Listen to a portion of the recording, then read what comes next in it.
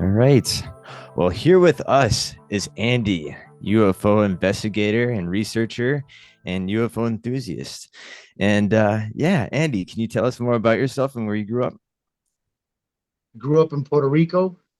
Had my first experiences when I was living in Puerto Rico. It started very young.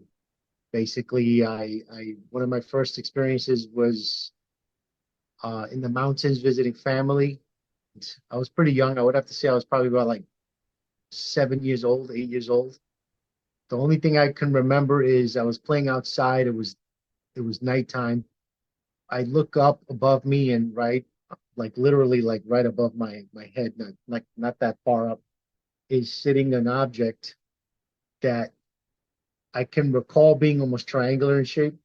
There was 3 points to it, and it was large too because I had to kind of turn my head to see the entire object. And it was dark, sitting above my head, and then it slowly kind of just took off and started heading towards these distant mountains. And that was the earliest that I can remember of something strange happening to me that I just couldn't explain. And the airports, there's only two airports in Puerto Rico, which is Aguadilla and San Juan. And where we are at, the airport wasn't anywhere near there, so it's minimal air traffic. So for many years, I always thought it was a plane that I saw, but then when I started really thinking about it throughout the years, I was like, wait a minute, there's no planes in these areas like that, and especially not that close, not that low. So that was one of my first experiences, and then I had other ones, and I don't know if you want me to get into my most significant one. Yeah, no, please do it. You have like a picture of I think it was a recreated picture of what you saw. Yeah, let me see if I can share it Yeah, real quick. tell So, that story. well, let me tell the story first, and then I'll share that image. This is the most significant experience I had in 1993, I believe, here on Long Island after we moved from Puerto Rico. I was in the back here playing with my best friend. I call him my cousin because we're close. I believe it was middle of summer, and there was no clouds in the sky, very clear. I believe it was like mid-afternoon, and as we're in the pool playing, something kind of told me to look up, and I looked up above my house, and right over the house there was an object just sitting there, and I did like a kind of a double take because I noticed it, but then kind of looked back like, what the hell is that? And right above my house, like between the neighbor and the between the neighbor and our house was sitting a disc, like a perfect disc is just sitting there about I would have to say maybe about 100, 150 feet away. It wasn't moving. It was just sitting there. There's no lights or nothing. It was the actual physical craft. And I looked to my left to see if my cousin was looking at it, and or my best friend, and he was too. He was staring right at it. So I was like, all right, I'm not seeing shit. So as I'm looking at this thing, it's almost as if it noticed that we were staring at it, and then it kind of began to move to the left towards the east. I always say the weirdest part of it all wasn't actual the craft, it was the way it moved. So it's like the only way I could describe it is like if you play air hockey and the puck is just sitting there floating, and then you just lightly tap it and it starts to move. Like that's the best explanation I could give as to how this thing moved because it was so awkward. It was so like weird. And as it was moving to the left of us, we actually got it moved to the point where the sun was able to glare off of it. So that's when we got an even more like realization that this thing was real because now that small little thing of the glare showed movement. It showed that it was a solid real object, and I just kept staring at it until it flew off into the distance and the tree line cut it off. And I was just like, holy crap, what the did I see? You know what I mean? Like it completely changed. I mean, like that moment, my whole life just turned upside down and nothing made sense. And for years, I could never get that out of my head. And actually, it didn't end there. I had another incident like I believe it was a few weeks or a few months later. I can't remember exactly, but it happened in my house, in my bedroom. And in the middle of the night, around 3 o'clock in the morning, something had woke me up, but it wasn't like an awake where you sit up with your eyes open. It's like you're conscious. I heard something and I kind of just like woke up from my sleep consciously with my eyes closed still. So I just laid there, waiting, thinking it was probably like my little sister or something. And I had felt something at the foot of my bed on the left side. And I'm sitting there thinking it was just my imagination. But then all of a sudden I felt another push. It was like if almost if somebody was pushing down on the bed on the side of my right foot. So then I started like kind of getting a little nervous because I'm like, all right, what the hell is that? I'm not imagining it. This is something just happened. So I just lay there again, attributing it to, maybe it's just my imagination or I was dreaming or something. So as I'm laying there and just listening and waiting, the first uh, imprint on my left foot lifts off the bed and moves to my waist. So when that happened, I realized, okay, something's not right, and my heart is pounding, it's racing, and I still don't want to move. I'm staying as still as possible because I'm like now I'm scared. You know what I mean? So then the right side lifts up and moves to my waist on the other side, and I'm like, I mean, every movement that the whatever this was made, my heart's just racing faster and faster and faster. And then I feel another one by the left side of my foot, and then another again by the right side of my foot. So now there's like almost four imprints on the bed, like pushing down. So then the ones on my waist move to my sides of my shoulder, and then the ones by my feet move up to my waist. So it's almost as if something was over me like that, the hands and knees.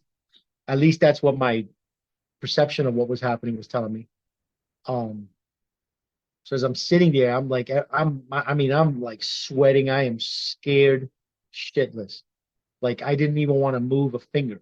And even when I tried to, I was so afraid because I felt like any movement I was going to make, whatever this was, is going to attack or do something to me. So for some reason, I just thought sitting still was the best option for me. It was the best decision. So as I'm laying there, this is when I realized that something was really there. So if you close your eyes and you put your hand in front of your face, you can feel it. You can sense that it's there, even though it's not touching Sure. you. You'll feel your breath. You can hear Yeah. yourself breathing. And as I'm laying there, that is exactly what I felt. And oh my God, I almost freaking crap my because I mean, your mind is filling in what the unknown with all these crazy scary movies you see. So all this Sure. nonsense is going into your head, and you're terrified of opening your eyes and finding out that one of these things that you're imagining may be staring at you in the face.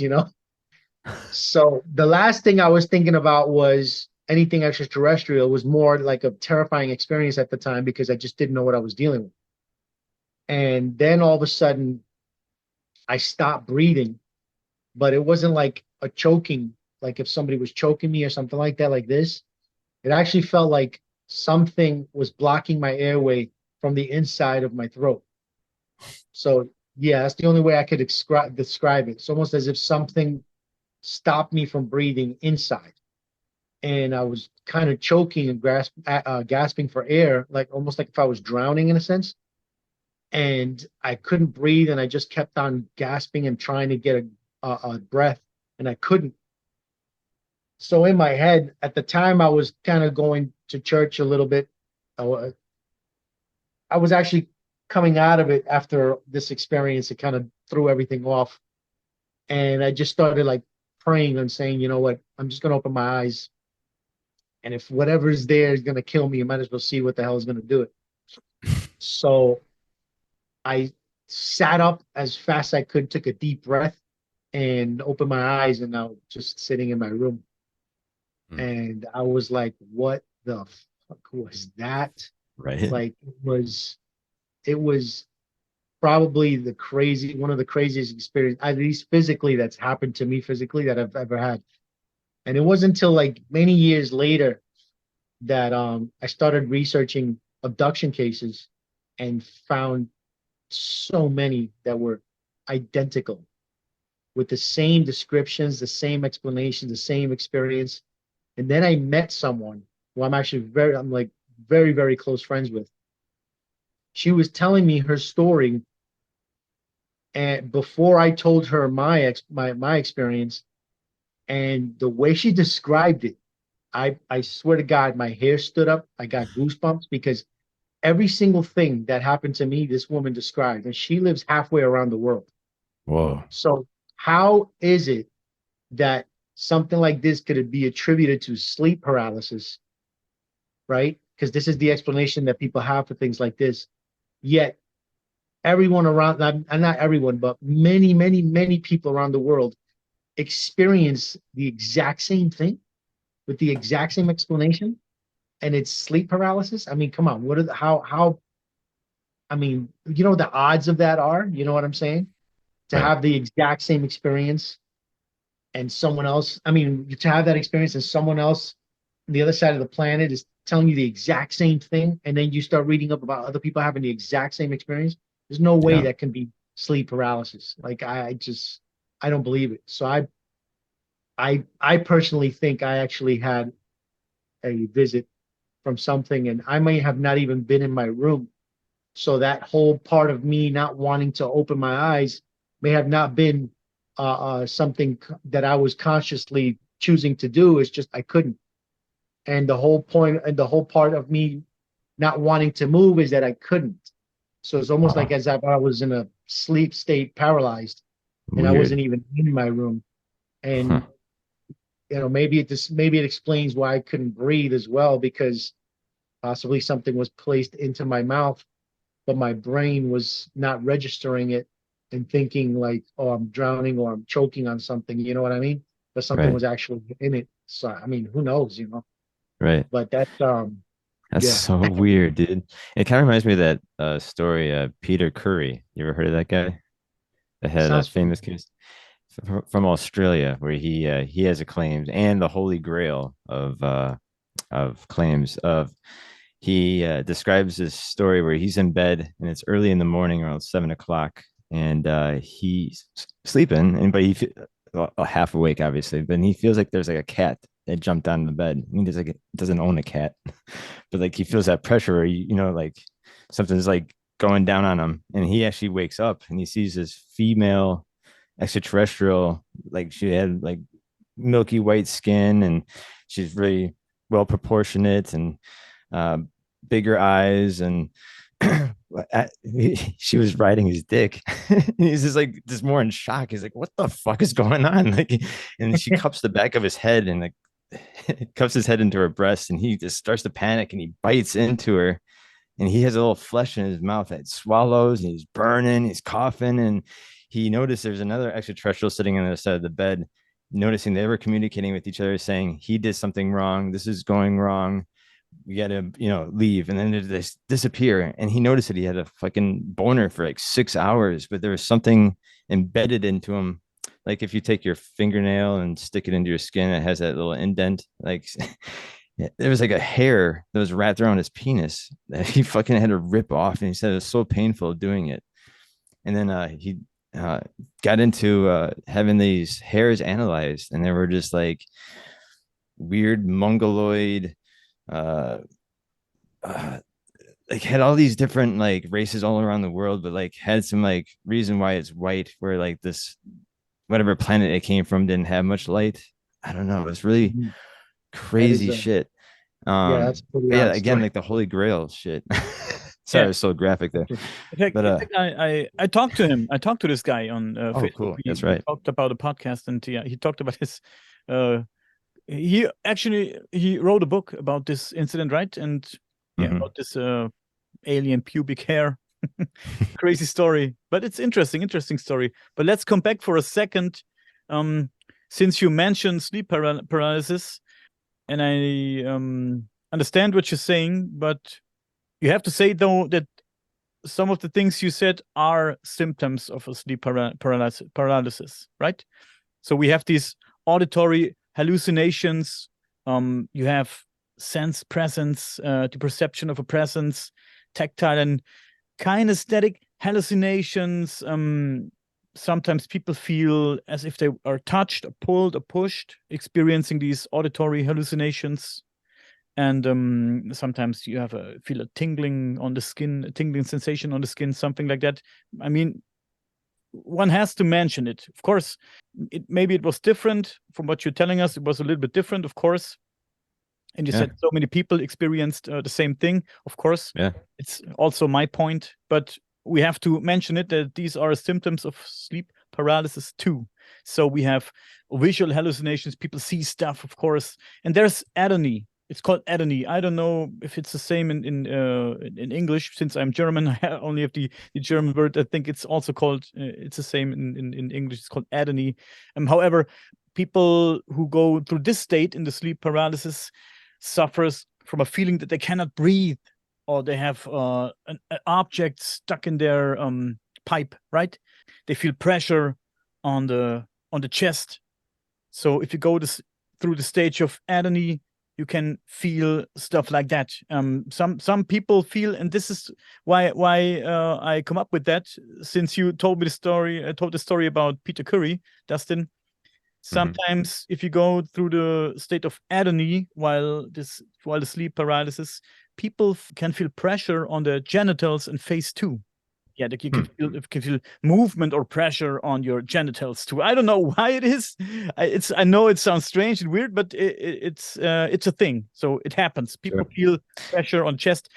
I also believe that aliens do abduct people. Yeah, no, I'm not. I'm not. And do fuck with people. I'm not. Trying to belittle Andy's story. No. Not my intention, of course. But I want to mention it that there is this thing. Sure. Right? Yeah. I researched it too. I went into it believing at first it was sleep paralysis. But here's the thing, though. The problem with sleep paralysis is that there's no true explanation for what that is. It's just a term given to that phenomenon by scientists, but there's no real explanation for what these individuals are experiencing, or what's causing this experience for these, well, at least for the individuals that are saying that they've gone through it. You know what I'm saying? Yeah, right. True. Sorry, we don't know why it happens. We just know it happens. We know what happens now and then, but we still don't know why it happens. There's no explanation for it. You're absolutely right. And I went through it when I was young. I went through it almost every night when I was from 10 to 13 or so. I had a lot of these. Well, I mean, it's like I said, it's not something that anyone can explain really. There's no real scientific explanation for it. So what is happening to the body when that occurs? We don't know. It's the same thing for deja vu. We don't know what that is. We don't know why it happens, but we know that it's one of the weirdest shit ever. It just happened to me recently, and after God knows how many years, I haven't had a deja vu experience in forever. And all of a sudden, I'm sitting there with my little brother at the we have a place here called 7-Eleven, like a little grocery store in a sense. And I'm sitting at the counter, and I go to pay, and I'm waiting for him. And as I'm sitting there, I'm looking at the cashier, I'm looking at the items on the counter, and then all of a sudden my little brother, and I'm saying to myself, why does this look familiar? Then my little brother says something to me, and I literally stopped, and everybody's looking at me, and I'm looking at everybody, and in my head I'm like, I've fucking seen this already before, this exact way, and I've heard him say the exact same thing, and this guy's looking at me the exact same way, and I just had a moment where I was trying to just like register what was happening, and I said, "Holy shit! I just had a fucking deja vu." But there's no explanation for that. There's no scientific, nothing about what happens when someone goes through a situation like that. They can kind of try and explain it away, but there's no definitive answer as to why that occurs or these types of phenomena occur, So Yeah. it's open to suggestion, I guess you could say, as to what is actually happening, Yeah. But it's like the same thing with sleep paralysis. We don't really know, we don't know what's happening in those instances or those moments. But like I said, to me, is a little coincident. It's a little not coincidental, but it's hard to it's hard to dismiss the weirdness of it when so many people describe the same things, even though they have, like he was saying, explanations for it. It's just still kind of odd that everyone or most everyone that goes through it has those exact experiences. Mhm. It's odd. You're right. Yeah. You're right. Do you experiment with out of body experiences or astral projection stuff like that? Because yesterday I talked to Michael oh, what was his name? I forgot Oh his yeah, name. you should look up this guy, Yeah. Andy. You like him? He's pretty Uh, interesting. Cameron, of course. I'm sorry. I talked to Michael Cameron. So many names. I had 3 podcasts today. I know. Um, I talked to Michael Cameron yesterday, and he, let's say, he's an abduction victim for many years now. He had UFO experiences or paranormal experiences throughout his whole life, and to this day, still to this day, he experiences, let's say, visits or abductions. And he said he's able to go on astral projections or out of body experiences. And sometimes, he said, sometimes if you don't come out of your body on purpose because you want it, they make you come out of your body, whoever they is, like maybe aliens or multi-dimensional beings. We don't know what it is, right? And he said sometimes they make you come out of it, and sometimes if you're going out of it by yourself, they wait for you, and then they get you. So I think could be true. I don't know, but could be true. Could be the same with these sleep paralysis. Could be a state that somebody puts you in. So it's not body function or a natural cause. Maybe it's a state someone puts you in to do something to you or with you. Sure. Out of body experience could just be you've heard of remote viewing. Individuals are able to do it purposely, like they could actually control it in a sense. And out of body experiences may be an individual who's subconsciously doing it in his sleep.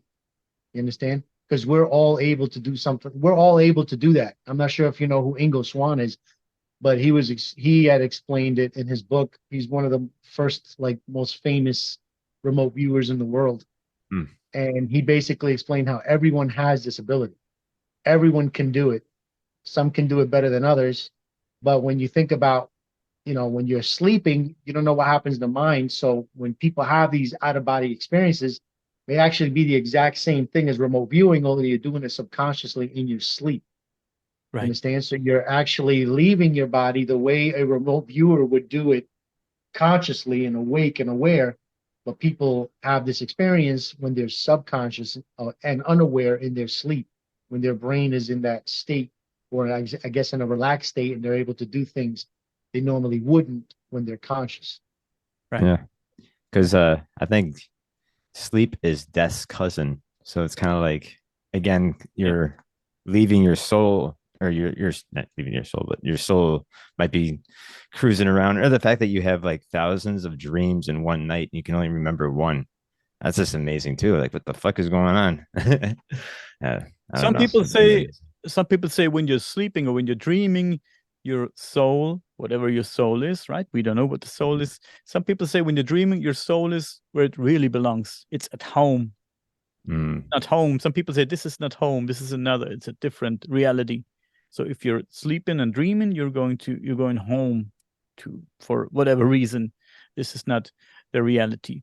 And your brain or your soul or whatever is capable of so many great things. I'm sure of that. We talk about, some people say they're able to communicate via telepathy, or some people claim that they are able to work with telekinesis, stuff like that. Some people say if you have a daydream, everybody's talking about time travel, traveling to time. It's not possible going backwards or whatever. Every time you have a daydream, sometimes you sit there staring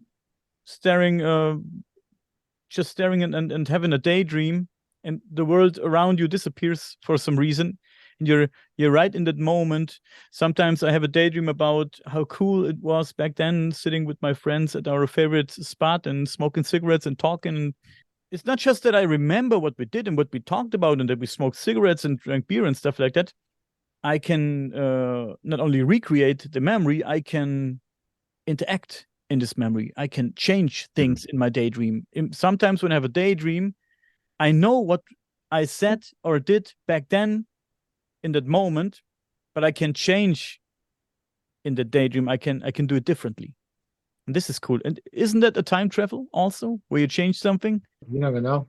Yeah, you never know. It's a way to time travel. You're just not physically there. Yeah, you know what I mean? Dreams are so much more than just pictures in your head.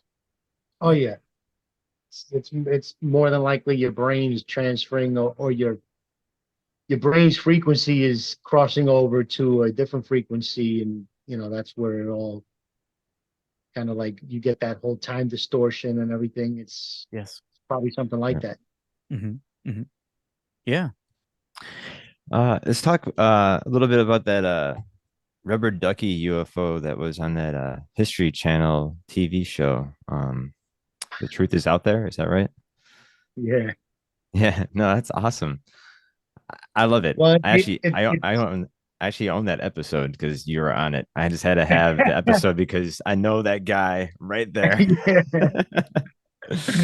So yeah, why don't you tell us a little how you got your hands on that video and how you released it and how it kind of just went kind of like a snowball down the hill after that.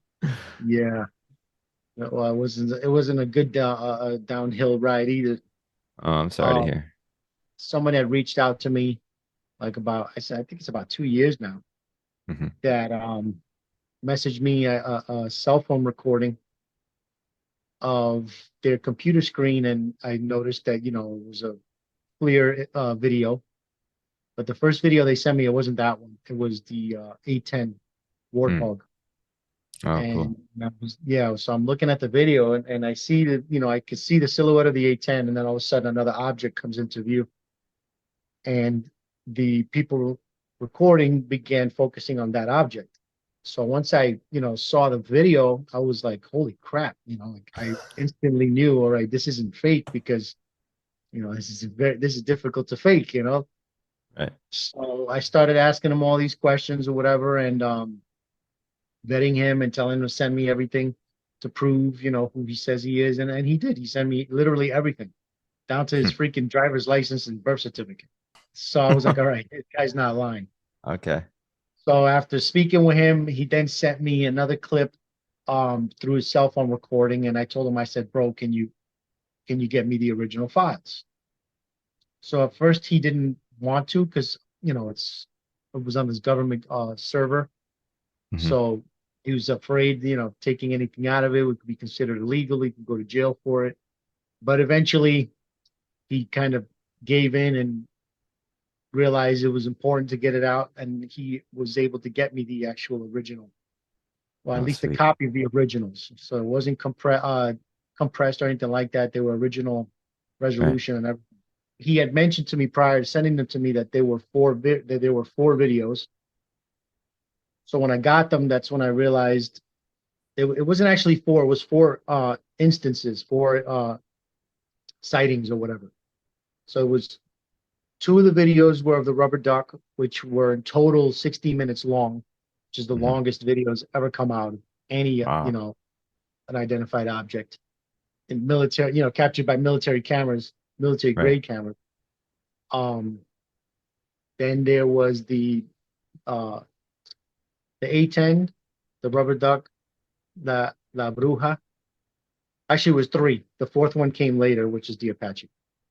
Okay. So yeah, so he sent me the originals, and I was just like, holy crap, like Yeah. They're very impressive. I mean, it's still to this day, even after all this crap that's been going on with the hearings and everything. Um, it's the only three videos coming out in their entirety without any kind of editing or clipping or whatever Yeah. that the government and military does. So it's the original unedited raw files of these objects. the only other the only other video I can say that's come out that's as okay in quality is the that orb video, the one that actually came out in color. That one I Hmm. thought that was impressive. Yeah. But other than that, no other video has ever been released along, that's anywhere close to this footage that I was sent. Yeah. But because I'm not Jeremy Corbell and I'm not George Knapp and I'm not fucking uh Greenwald or any of these fucking UFO researchers, I wasn't taken as serious. Right. So the rubber duck I actually didn't release right away. The A10 I did and the Bruja I did. Um, the rubber duck footage I actually gave to the Scientific Coalition for UAP Studies, which is SCU. So I reached out to them and told them about this footage. I sent them copies of it, and they were interested Yeah. because of the length of time, the data, and everything was actually something that they could legitimately study because there was enough data to study.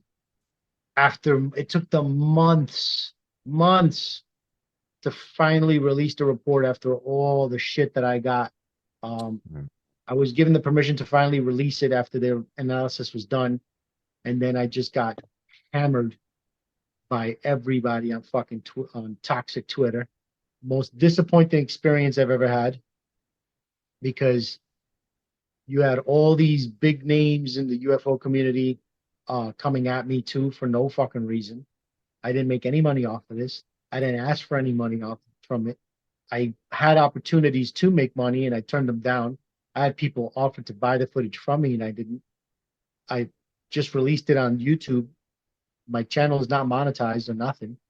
Yeah. So, it was disappointing to see so many people and these individuals too talking all this shit and debunking it the day of the moment it came out. I was like, whoa, this is 60-minute long video with 40 full minutes of an object on camera, crystal clear quality.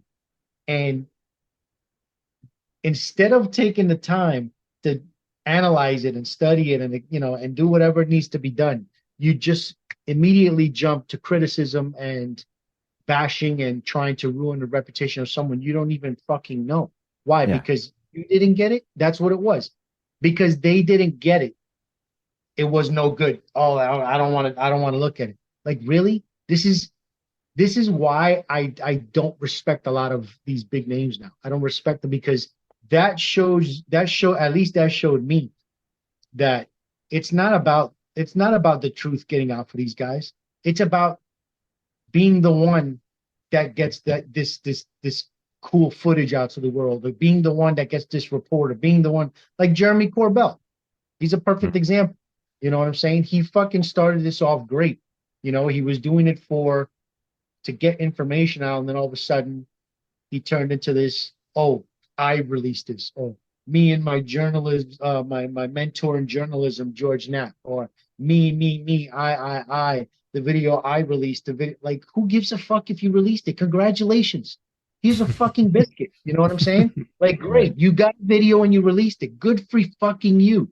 You don't have to rub it in everyone's face that you are the one, that you did this because of you that. No, you know what I'm saying? Like, that just shows you that it was all about fucking ego. You know what I mean? It's all Hmm. about ego.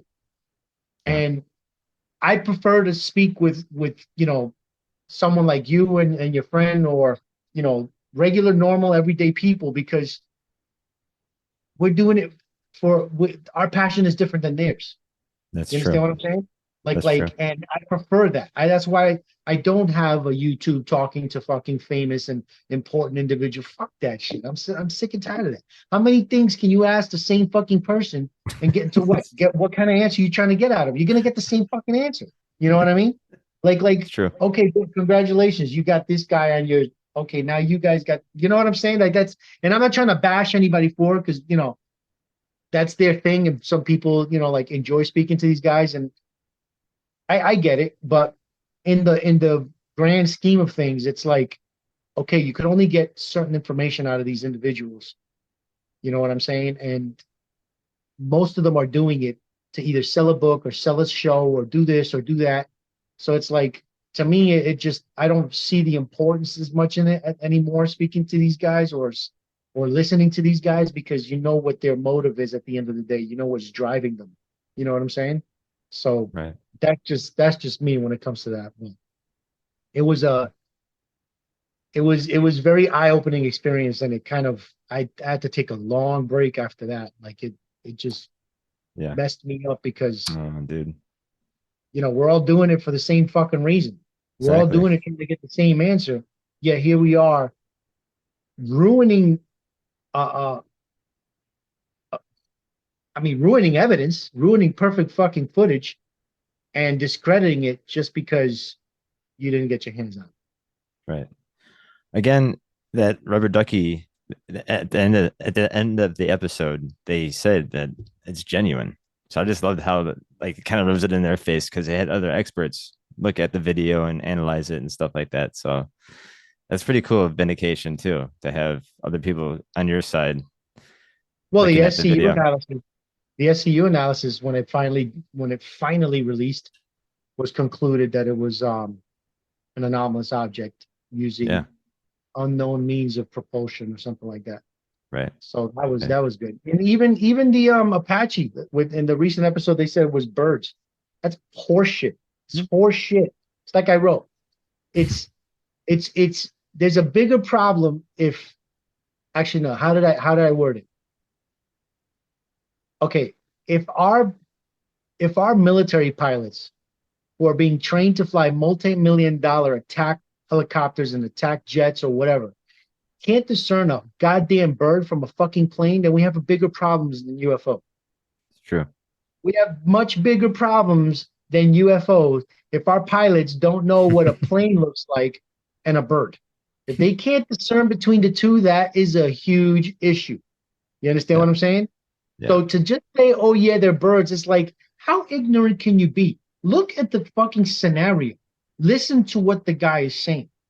How can you possibly come up with the explanation that these three objects, although blurry and it's difficult to see because unfortunately that video was compressed when I got my hands on that copy, how can a pilot using some of the most sophisticated fucking cameras on the planet not tell a bird from three jets? You understand what I'm saying? How do you That's look at true. that and say, "Oh, look at those three fast flying jets," or those three fast flying? Oh no, no, that's my mistake. Those were just birds. Like really? Like that doesn't make any sense whatsoever. And then Uh, to lock onto them and track them. And the stupid thing about that analysis is that video is 2 hours long. And in that 2 hour long video, there are plenty of birds that fly across the screen. And you mean to tell me out of all those birds, these motherfuckers couldn't fucking identify three of those? Really? wow. Out of all the birds that were in the footage. That's one thing they did not specify in that video, in that That's analysis. weird. There are 2 hours of footage of the Apache. And in that Apache, I looked through it all. There are many, many, many birds and bugs that fly through the screen. And that one moment, those three objects come in. You mean to tell me that those three objects were birds too? And it caught his attention in that way to claim and believe they were jets because he couldn't identify them? Yeah. They come in from the distance and they come in flying in a formation, but they're fucking birds. So That shit. I also think the footage that you presented is very, very good. And we have official footage from the government, which is way worse. And people go crazy over it. Yeah, right. And I also filmed something. I don't have the video here, but I have a picture here. I don't know if I can Sure. I can show it right here. So I only have the picture here. I don't know if you can see it. It's this object here. Mm-hmm. And This is a cigar.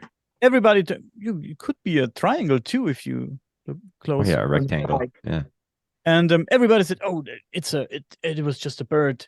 It was, it was just a bird, or it was just a bug." And I said, "Man, I couldn't see it when I filmed the sky. I couldn't see it. There was no way to see it. And on the video, it was so damn fast. It was like, it's crazy. The video, I slowed down the video like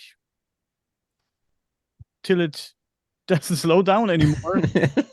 You can still see it flying through the picture like this. So Like I can super fast. Yeah. maybe I will show the video afterwards when I can edit the video in maybe. And Yeah, that'd be cool. everybody told me, "Oh, this is just a bird, this is a bug." And I said, in a straight fucking line, if Let- this video was presented by some one of the officials or one of the bigger guys, everybody would go crazy over it. So True. but I shot the video, so the video is nothing, of course. So, Listen, I tell people like this all the time. It's frustrating to hear. I mean, it's frustrating to hear because it shows you just how many ignorant people are out there.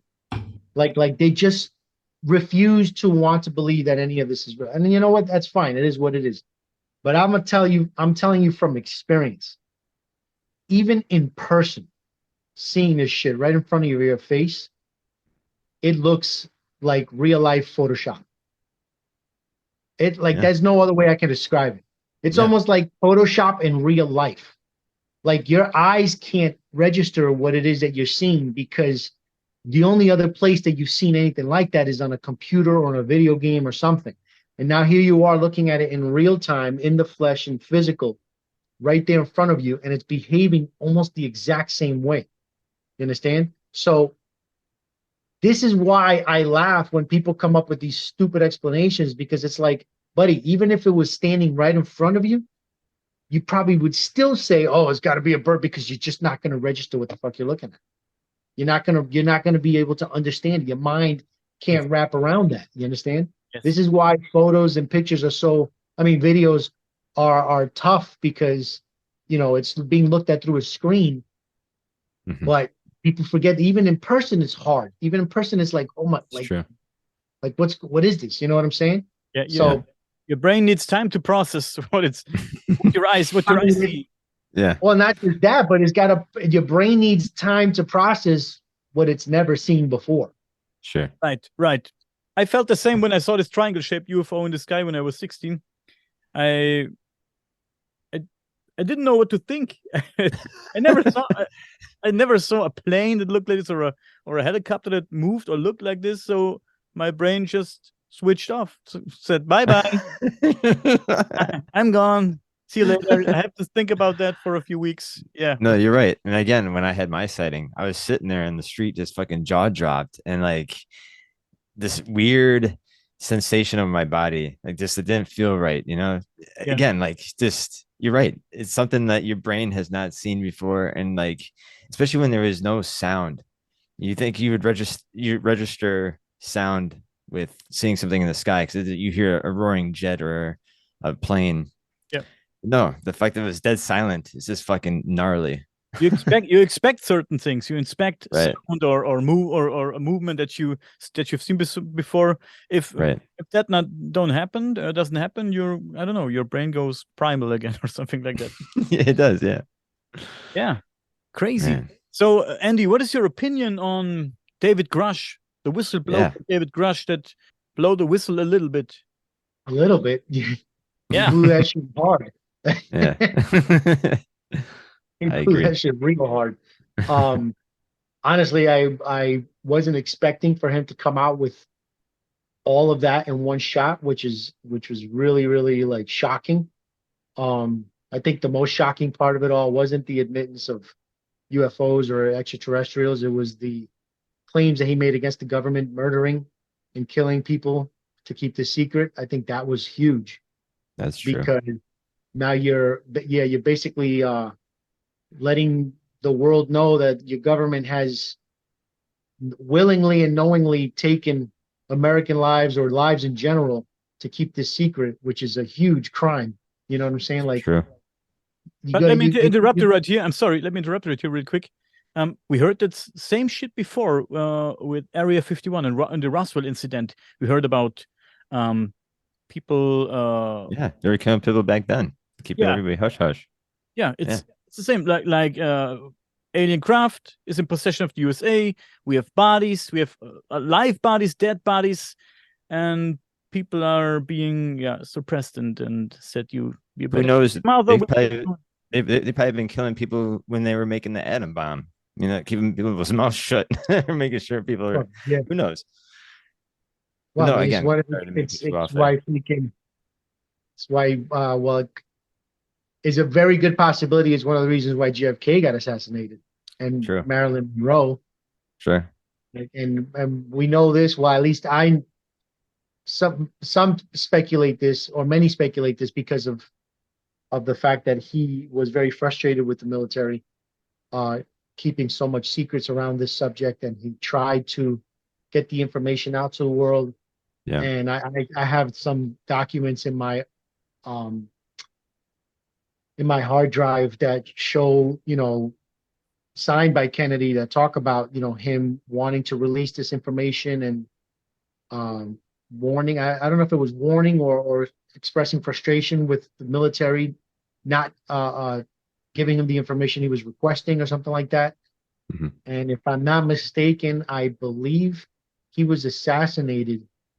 I don't know if it was days or weeks before he was supposed to come out mm. and uh, basically present it to the world or tell the world about this or whatever. And it wasn't just him too. It was another individual. I forget his name, but it was someone overseas. I don't know if it was from Europe or wherever, USSR. I have no clue. But there was someone else he was working with on the other side of the world. It was some prime minister, I believe it was, that was also going to come forward Mm. with what information they had. And after Kennedy was killed, that didn't happen, of course. And then he was also assassinated not long after. So that hmm was two people who got killed after this was supposed to occur, and they were supposed to speak about it. But there's been plenty of other people, and not just murder, but people who had their lives destroyed. Um, I mean, everything they worked for taken from them, money and all that stuff. Like, I mean, there's other ways to ruin people than just murder. But it's happened. And It the fact happened. that he brought that up is a big deal. Yeah, it Yeah, happened. We have that throughout the history. Do you guys remember the guy that first invented the hydrogen car? He got yeah, Yes, yeah. he That's got right. back poisoned. in the That's right. 90s. He was Yeah, poisoned at home. yeah. It was put. Yeah. I don't think it was at home. I think he was No, it's eating a out at crack. a diner. Yeah, the Cracker Barrel, Yeah, it was a diner with his kid, with his family, and then all of a sudden he and he screamed that started he was being choking or something. poisoned, and then he fell to the Yeah. ground Yeah, he and dropped dead. Well, well, what happened though too before that was his because I remember seeing that report, that actual that when they first aired it on the news. I remember seeing it on TV, and I was like, holy crap, somebody actually made an engine that runs off tap water.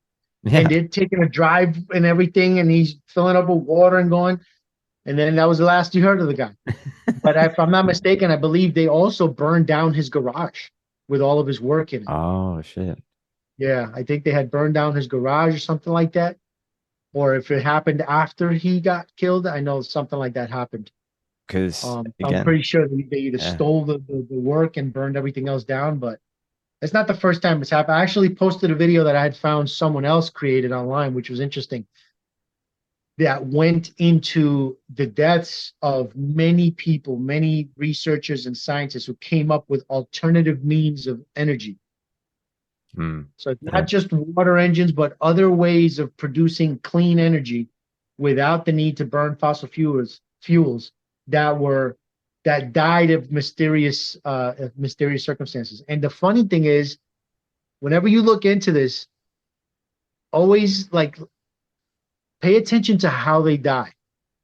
hmm A lot of them, a lot of them have died of sudden aggressive cancer, which is interesting because hmm how does I mean, what are the odds that these individuals suddenly, the healthy individuals suddenly come, have this stage 3 or stage 4 fucking cancer that's kill them in a matter of days or weeks. You know what I'm saying? Like, a lot of them have come up with this.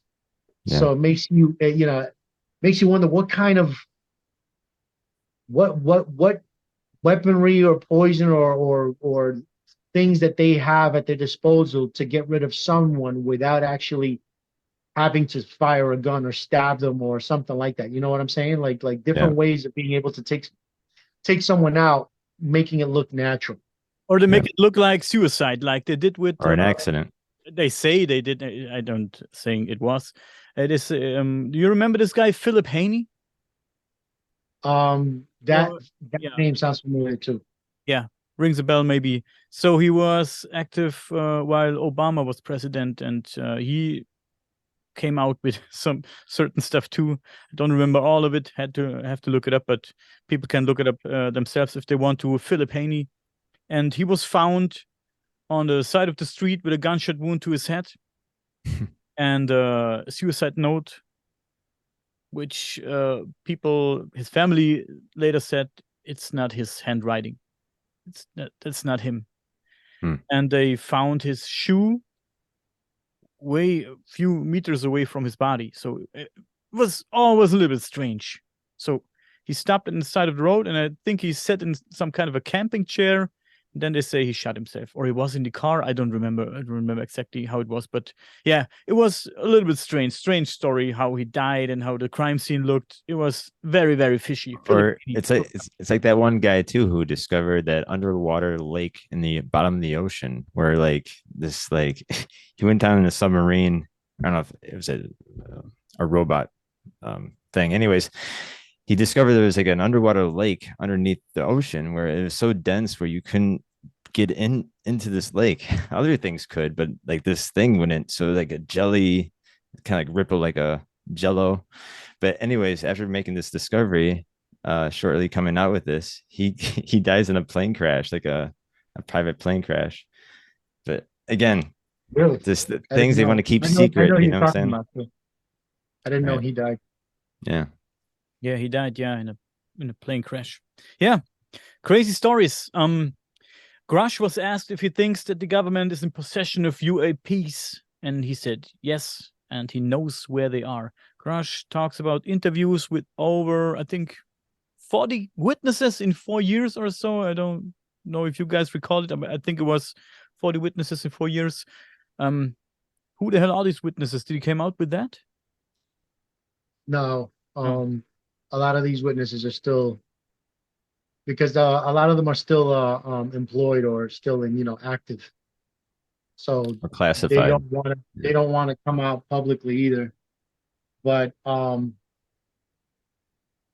whole thing with him claiming that the United States has the craft, well, I mean, Bob Lazar said that in the 90s, Mhm. and he went into great detail with that.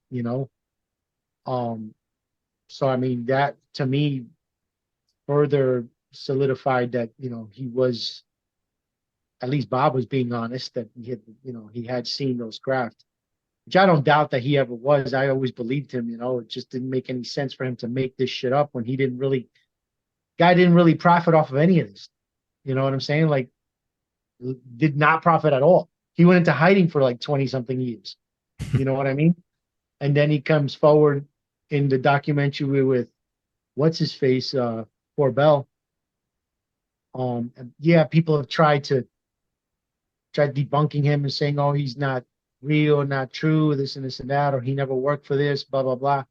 But military has ways of erasing you when they don't want anybody to know anything about you. Like, it's That's not true. difficult. You know what I'm saying?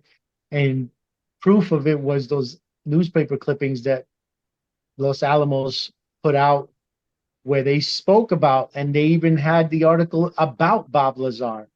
You Yeah. know what I'm saying? And that he was employed with them and this and this and that. So that right there just shows you that he was employed at one point, but when he came out and they realized who it was, they went ahead and just wiped him clean of everything. They took everything out. I mean, come on, they do have access to everything you've ever done in your entire life.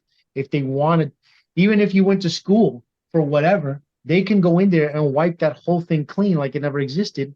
And all they got to do is give those in whatever school you went to, a couple bucks to keep their mouth shut. And guess what? You don't exist anymore. It's Yeah. not that fucking difficult And for the government and military to do that. the only reason why he's still alive because he was a super loud whistleblower. Because So if yeah, you're just came you out know what I'm freaking saying, like if you're just yeah. a quiet one, you've been gone a long time ago. The But fact that even you're I so mean, popular. Sorry. no, go ahead. No, I But was just saying the yeah, fact that he made himself popular. Yeah. Sorry, no, you yeah, interrupt. I know we keep interrupting each other. Um, yeah, but even still, people now don't believe him, whatever. And I know people who are in the intelligence community that have their doubts about him, but it's like, how can you have your doubts about the guy? I just don't understand. Where did he get all this information? You True. understand what I'm saying? No one else before him ever came out with anything like this. No one else after him has come out with anything really like that. You know what I'm saying? And the way he described elements that have never existed at the time, Hmm. like that whole element 115 thing. Yeah. Yeah, I hear, I've heard from some credible people too that wasn't real, but it's like, wait a minute, well, okay, if it wasn't real, fine. How did he know about it before it was ever entered into the periodic table of elements? Well, Because 115 didn't exist until a couple of years ago when they finally placed it into the periodic table of elements.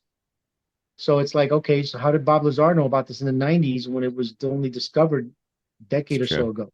That's interesting. he could have gotten his information from someone though, but In it's the 90s, though? I don't know. Maybe he knows someone that knows someone that knows someone. But and he also claimed that he wasn't interested in UFOs before, but later they found out that he was into the subject of Billy Meyer before, and he knew about Billy Meyer's UFO pictures and stuff like that. And then the drawings that he did that he made from the UFOs that he claimed to have seen are similar to Billy Meyer's UFO. So there are a few things that is. Well, the craft that I saw in the sky looked like Billy Myers and Bob Lazar, so that means I'm lying too. Yeah. I'm not, like I said, like No, no, I'm they just don't. using that as an example because I literally saw the exact same craft Billy Myers saw, and it looked exactly like Bob Lazar's. You So know, I mean, I said it yesterday in the podcast yesterday. I just say these things the same with the sleep paralysis things that I no, I said. understand what you're I saying. just saying these things because I do not want to believe something just because I want it to be true. I look at every aspect of it. I look at the when I experience something strange in my house, I'm not saying, oh, it's a ghost because I want to believe in ghosts or I want the UFOs to be true or this and that. I believe his Bob Lazar's story because I want it to be true. No, no, no. I have to look everything up because otherwise, at the end, maybe I'm gonna get disappointed because No, yeah. I agree with you saying because I look at things the same way. The only reason why I believe Bob is because whenever I listen to someone's story or tell a story about something amazing or out of the ordinary, I look for myself in the story. Hmm.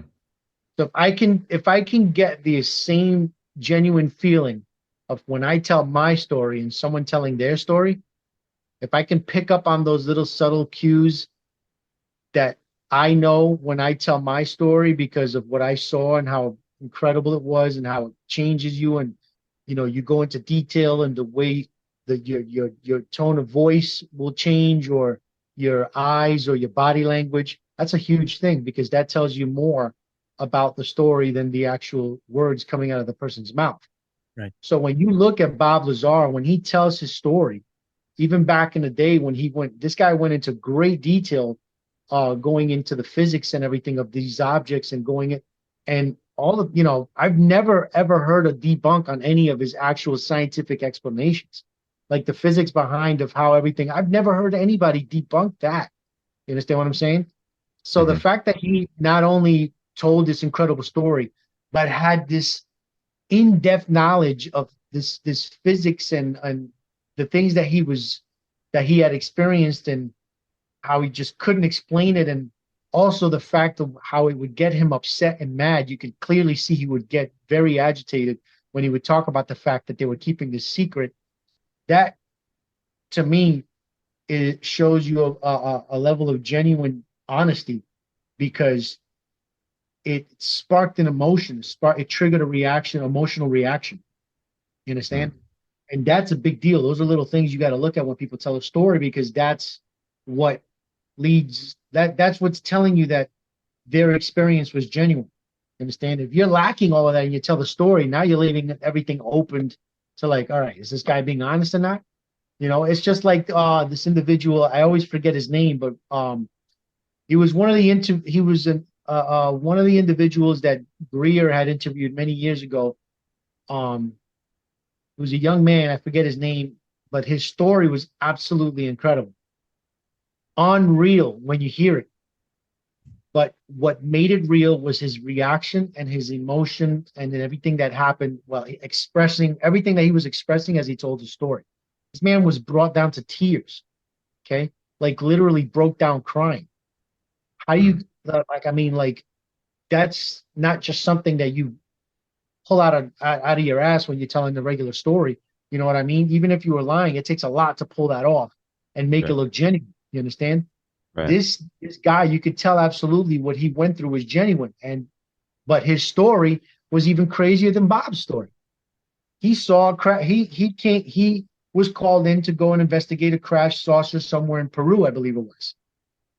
When he gets there, it was a craft that he described as being looking almost biological, not even actual like nuts and bolts or metal.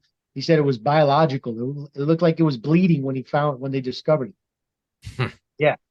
And then there was a body nearby or something like that, and that he, was told not to go near it by his partner, but he went anyways because he curiosity, and he saw the being, and he said that the being was he didn't speak to him, but he was expressing fear, that he was able to basically, like, I guess telepathically, he felt the creature's fear. And after he goes to the story, I think it's like almost 30 minutes long, his story, but he breaks down in legitimate tears, like this event or whatever it is that he experienced completely changed his life. It completely changed everything. You could tell that what he went through fucked him up. You could tell it fucked him up, because he's telling the story. And another thing you got to look at when people tell stories, is their eyes. You understand? Like, the eyes too is a big deal. When you look at someone's eyes when they're telling a genuine story, you could see in their eyes that they're being honest. You understand? Like I don't know. I don't understand how, but something about the eyes when someone's speaking and telling you a genuine story, that you can tell just from that alone that, okay, this guy is telling the truth, and that's another thing that Bob has whenever he tells a story, especially at the beginning when it was fresh. You could see it in his eyes when they'll kind of like stare away and off into nothing, like reliving the moment.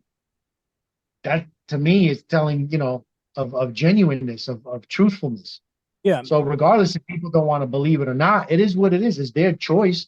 Is their, that's you're right not to believe it. But just because you don't believe it does not make it untrue. It's true. Yeah. You know what I'm saying? Like, you could not believe in a lot of things.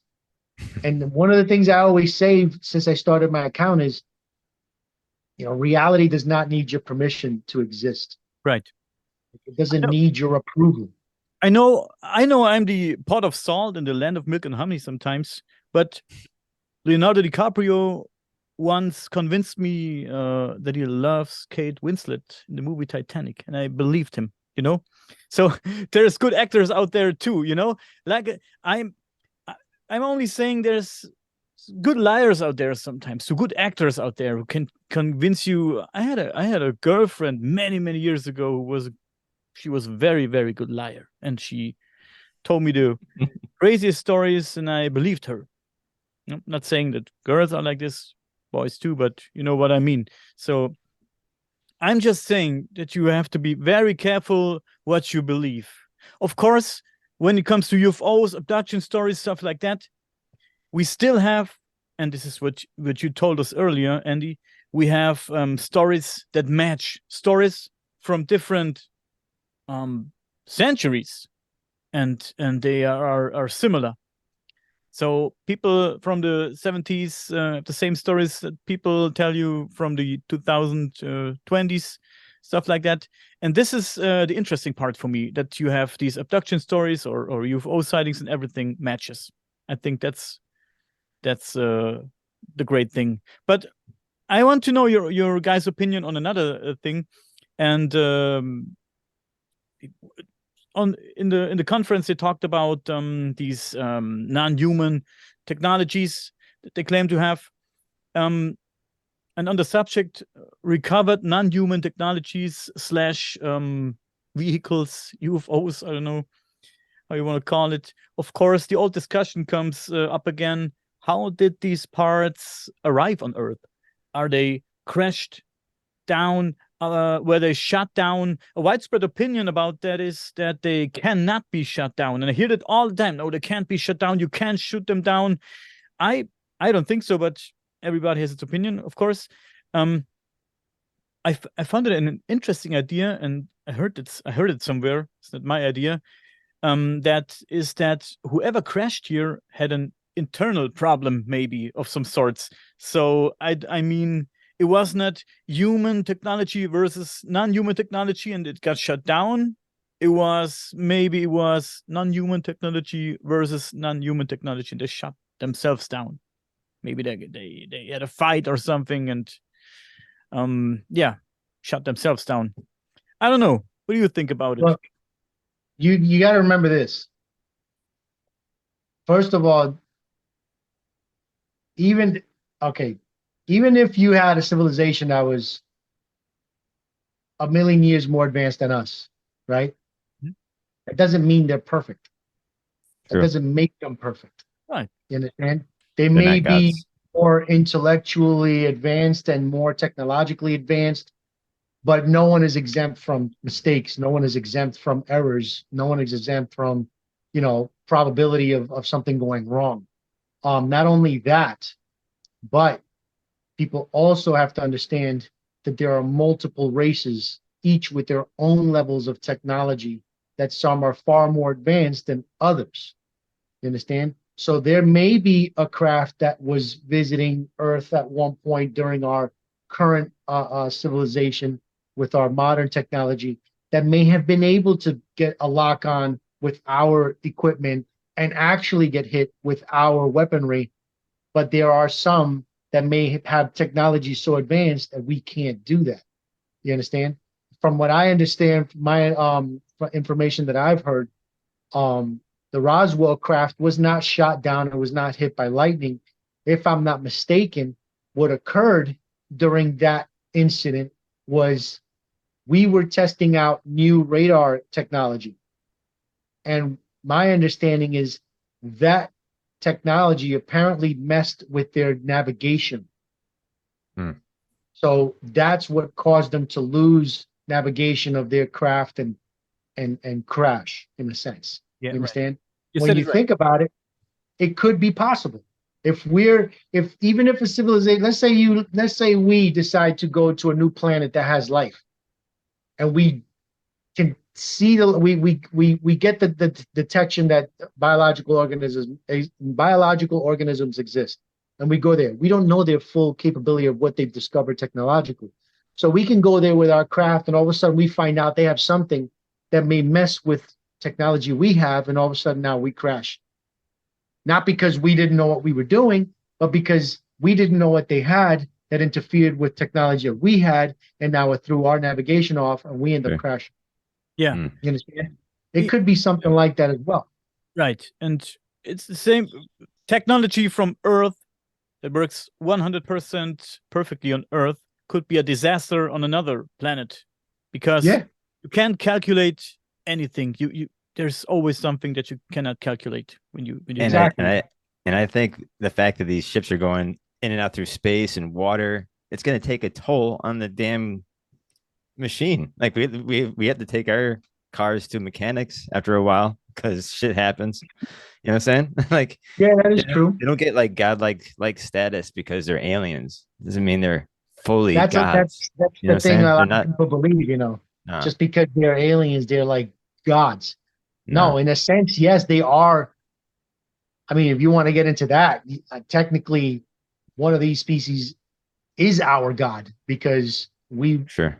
were created from them, and that's Right. another thing that government hasn't come forward with and won't come forward with until I guess they get in line with the Vatican and come up with a method of letting everybody know that this is the deal because that's that is one of the big secrets that um the Yeah. government and these people have held from the That's why public is that we I've were created by one of these people that's or why one of I these feel like that's why I feel like Eric Von Däniken is the pioneer of like getting that across that, we have our roots in ancient astronauts, you know?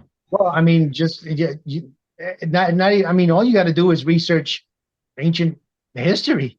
Yeah, sure. Just go back to the Anunnaki Hmm. or the Sumerians. Yeah.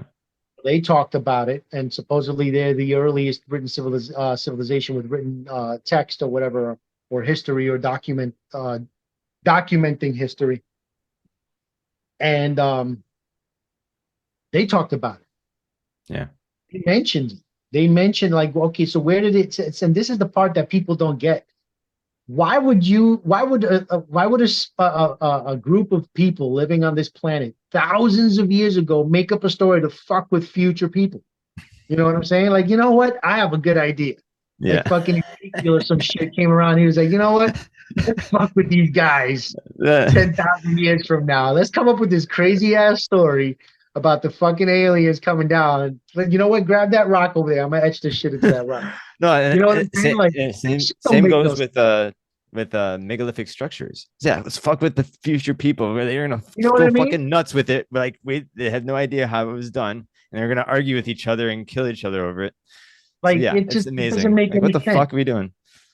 But yeah, so when you hear these incredible stories or these written accounts or whatever or whatever they chose to, because also you got to think of it like this: we have pen and paper, we could write whatever the fuck we want and throw it out in the garbage. They didn't have that at that time. They had rocks. So when you're gonna write something, you're gonna write something that matters. You're not gonna write some bullshit. Because It's true. imagine if how many people just decided to chip on rocks and like, oh, I fucked up and scrape it off and then start on another one. You know what I'm saying? Like that shit doesn't happen. So whatever is on that rock was important enough to carve into the rock to keep and preserve that information. You understand what I'm True. saying? To preserve that True. incident or that story or whatever, that account.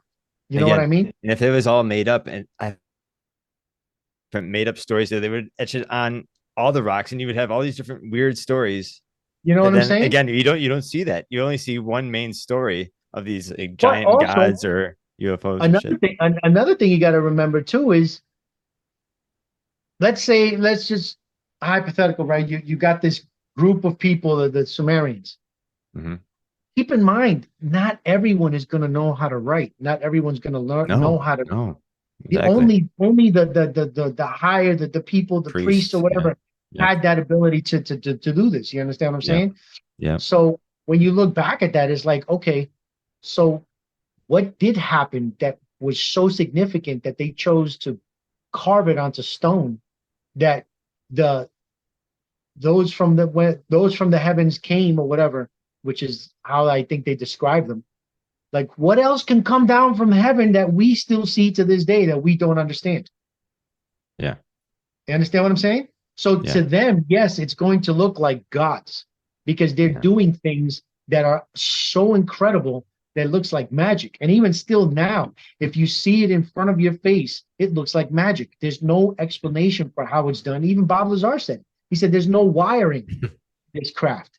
He says, Weird. how is it generating the power, distributing power to wherever it needs to go? There's nothing like that. You understand what I'm saying? So when you're Yeah. seeing that, it is borderline magic, like they say. Yeah. So imagine now thousands of years ago with humans that are carving on stone that don't even know what a fucking wagon is yet, and they're seeing these beings coming down and writing about them, and then have this crazy information about how we were created by these beings. You understand what I'm saying? To mine Yeah. whatever gold they wanted to mine, and then they just took off and left us here. You know? Right. I find it fascinating too, like in Egypt, where the hieroglyphics, it all looks like it's one fucking artist. Like, is there a school of like, and everybody's different in artistry. Like, no one's gonna get the same looking thing if everybody's a It's little bit either different. It artist seems like or it's all like pre-manufactured. You know what I'm saying? Like, or it's only one fucking artist fucking making these humongous. bro. They had stencils. Exactly. Yeah. Yeah, like something like that. No, They seriously, had like it that makes you really stone fucking think stencil. like who the fuck is teaching these people to do the exact same pitchery?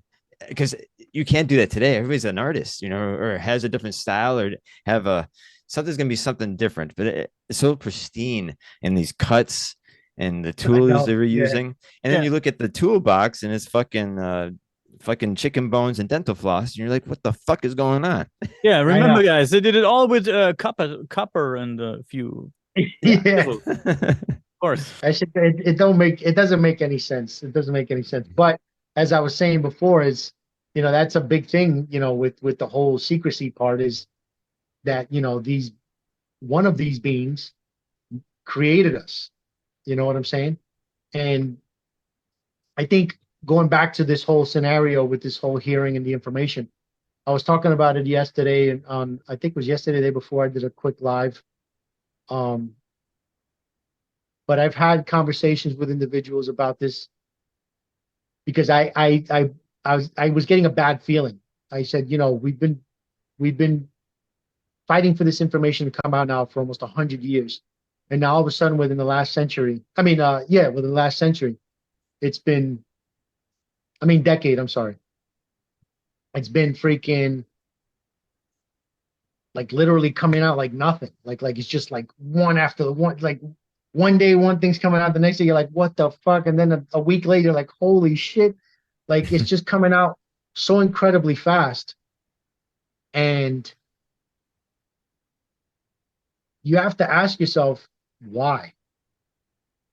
For a group of people that literally killed to keep this secret, to now all of a sudden be coming out in this way, this fast, regardless if you want to believe it or not, throw that out the window.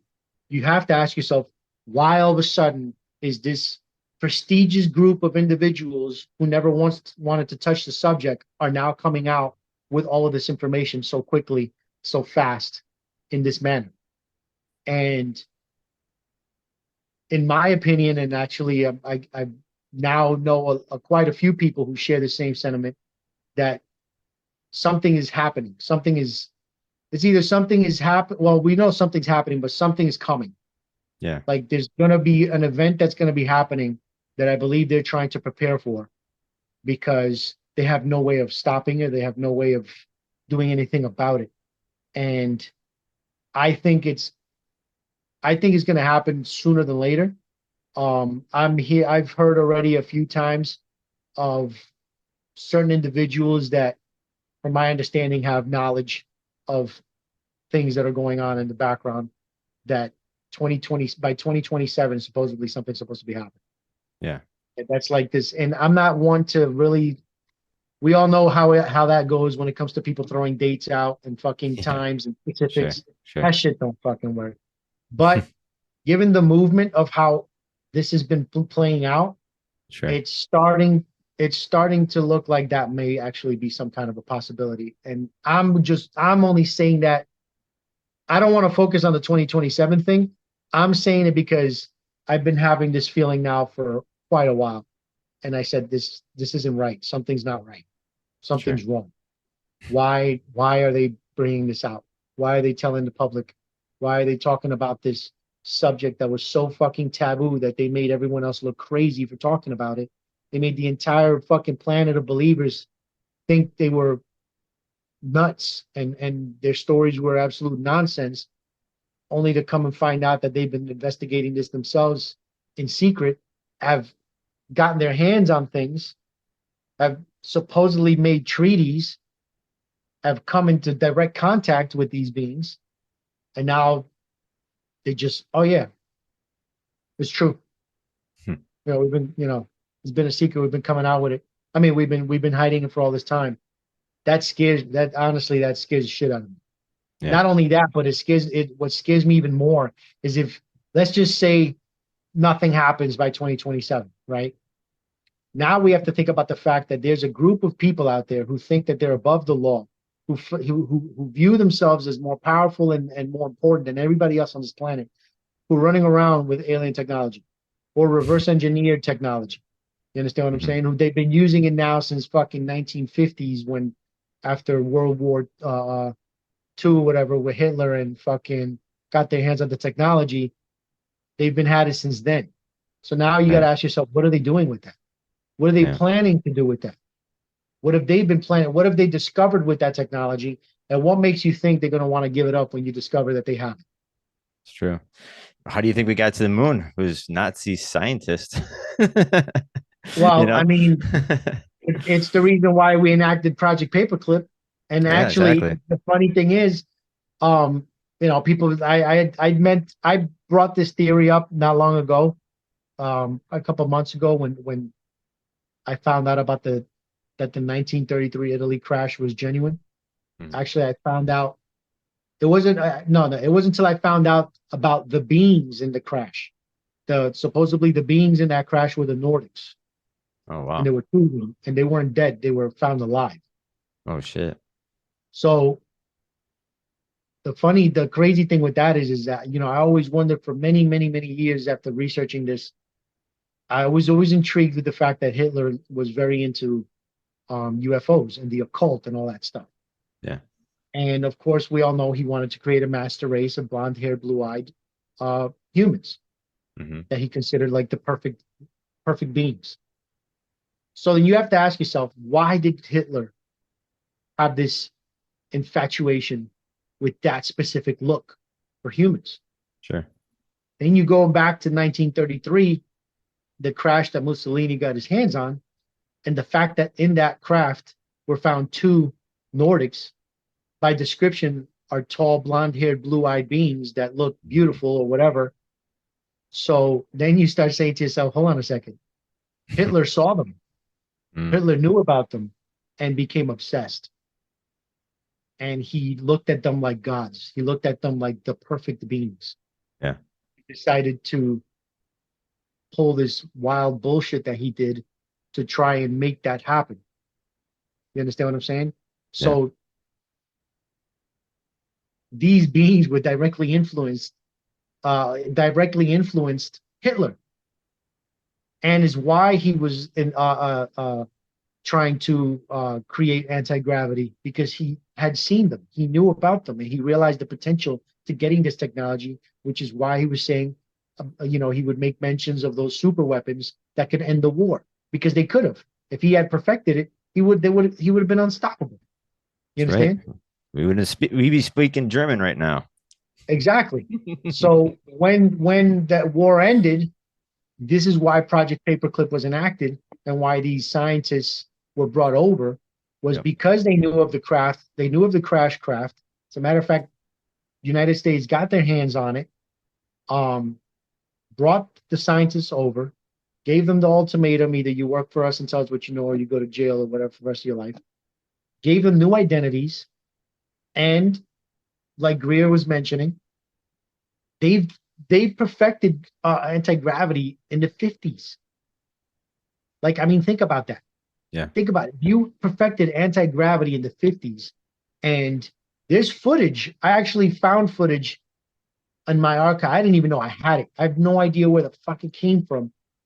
I'll share it with you guys later. I'll send it to you. And then you could give to your friend.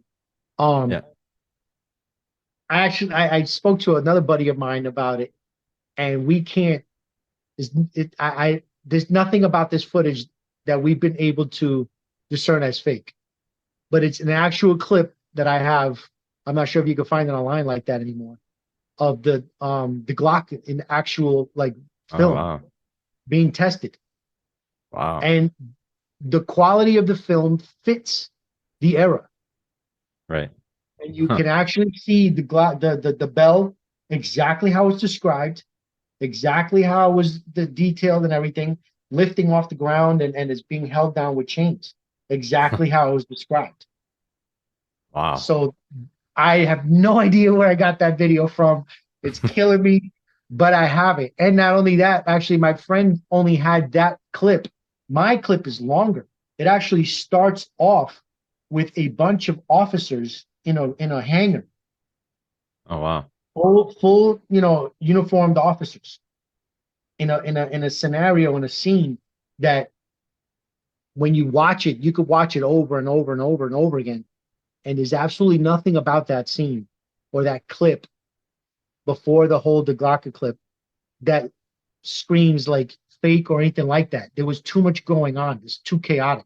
You had Hmm. everything going on all at once in this footage. And again, it matches the era. It matches the way it would have been filmed from that time, which Sure. is interesting. I just don't know where the hell I got the video from.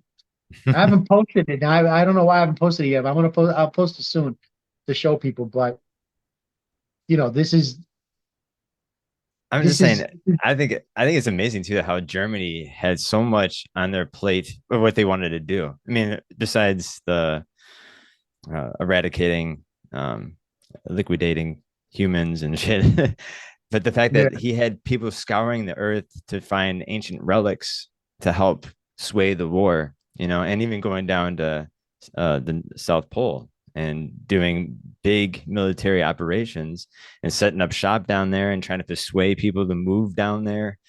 Because they even found even lost technology. Um, they have even like submarine bases down there too. there's a Again, lot. Man, this is I've heard. they had so much going on, and especially, and then you're right, just the fact that the technology just fucking flew out of Germany, like it was unbelievable. Again, like it seemed like they just did find a crashed UFO and reverse engineered it and said, okay, we're ready to take over the world. Shit. Yeah, um, no, it is amazing. Um, and there's so much mystery and sci-fi when it comes to Nazis. Like this, the whole it's just so much like it's almost like yeah, like again, it's like a movie, a sci-fi movie. When it but they did a lot. They did a lot of crazy shit, man. Even they even did, man. outside of the whole UFO thing, they were very into trying to um trying to conjure demons and stuff like that. Like Yeah, there's so crazy stories. Like they didn't. and remote viewing. I think they were the first ones to start remote viewing. They had Yeah, they they had a they, bunch of they did a psychics lot. working and doing stuff. I don't know, They did a lot like of bad the shit. occultic society. I meant to say. But yeah, well, anyways, on that note, I think we're gonna wrap it up here, and we can do this again. We have so much stuff to talk about because there's gonna be future stuff coming out with other whistleblowers and other things. But yeah, can you tell our audience where they could find your stuff at? I just have my Instagram, which is ny_UAP_discussion. And I have my YouTube too, but I don't really post much. The only videos I have up there are the DHS and the Apache footage. Sure. Um, but that's really it. Okay. Well, cool. Well, you stay with us for 2 more minutes, and yeah, that was awesome. No Yeah. problem. Good being on Yeah, here, guys. yeah, it's dope.